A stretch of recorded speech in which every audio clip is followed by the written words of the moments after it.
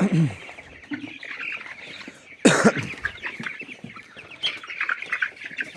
আজকের মুরগির পরিস্থিতি এরকম।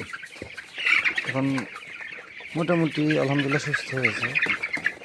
আপনাদের কাছে কী মনে হচ্ছে? যদি মানে এই যে মুরগিগুলো যদি সুস্থ না হয় তাহলে খুব কম দৌড়াবে, এক জায়গায় বসে থাকবে। এগুলো সবসময় খেয়াল রাখবেন। আর মুরগিকে আমি আগেও বলছি, এখনও বলতেছি, যত পারবেন বসা থেকে উঠে দৌড়াবেন। তাহলে দেখবেন মুরগি খাদ্য পানি বেশি খাবে। যত বেশি পানি খাবে তত মুরগি সুস্থ বেশি থাকবে। এটা সবসময় খেয়াল রাখবেন। আলহামদুলিল্লাহ এখন মুরগি অনেক বেশি দৌড়াচ্ছে, কিন্তু সমস্যা হচ্ছে মুরগি একটু ঠান্ডা পাইলে দলবদ্ধ হয়ে যায়।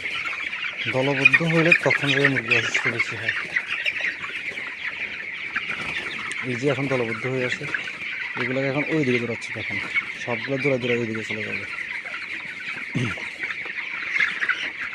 বিশেষ করে ছোটো খামারিরা এটা খেয়াল রাখবেন, মুরগি যাতে বসে না থাকে। হয়তো বা অনেক ছোটো খামারিরা আপনারা না জানিয়ে খামার করেন, তো আপনারা বড় খামারিদের থেকে এগুলো শিখে নিতে হবে।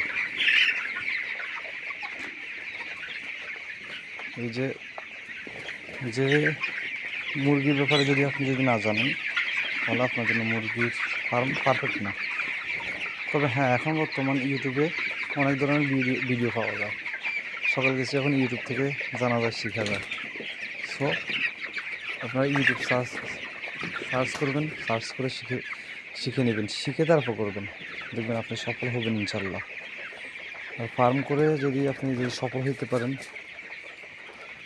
তাহলে তো মানে আপনি সফল, আপনার সব কিছুই সফল। আপনার ফ্যামিলি মেম্বার সেইতে সবাই আপনাকে তখন ভালোভাবে দেখবে। আর বিশেষ করে আমার চ্যানেলটা সাবস্ক্রাইব করবেন, তাহলে আপনাদের কাছে পরবর্তী আপডেটগুলো আমি দিতে পারবো, আপনারা দেখবেন। আর যদি কিছু জানার থাকে কমেন্ট করবেন। আমি আমার ফেসবুক লিঙ্ক এখনও দিই নাই, পরে দিব। এখন আমার যেহেতু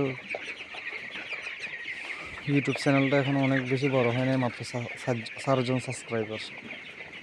ভিডিও দিচ্ছি, দেখতেছেন আপনারা, কিন্তু সাবস্ক্রাইব করতেছেন না। সাবস্ক্রাইব করবেন আমার চ্যানেলটাকে। আপনাদের সাথে যেহেতু আমি আছি, ইনশাল্লাহ আমার ভিডিও সাথে সাথে আপনারা পাই যাবেন। সাবস্ক্রাইব করবেন আর নোটিফিকেশান অন করে রাখবেন। আসসালামু আলাইকুম।